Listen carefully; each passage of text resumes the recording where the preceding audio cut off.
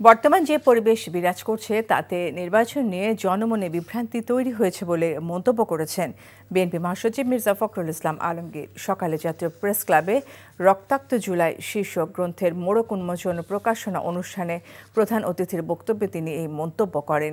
মির্জা ফখরুল বলেন, গণতান্ত্রিক উত্তরণের একটি রোড ম্যাপ পাওয়ার জন্য অপেক্ষা করছে সবাই, আর এর বিকল্প নির্বাচন। সময় মতো নির্বাচন না হলে জাতি ক্ষতিগ্রস্ত হবে উল্লেখ করে মির্জা ফখরুল বলেন, ফ্যাসিবাদ ফিরে আসার সম্ভাবনা তৈরি হবে, আর এসব মোকাবেলার মূল হলো জাতীয় নির্বাচন।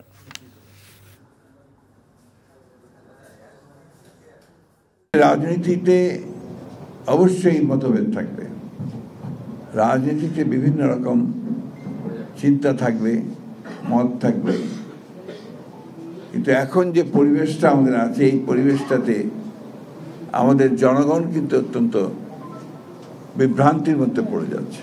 আজকে যদি নির্বাচন বন্ধ করা হয় বা নির্বাচন না হয় তাহলে এই জাতি প্রচন্ড রকমের ক্ষতিগ্রস্ত হবে।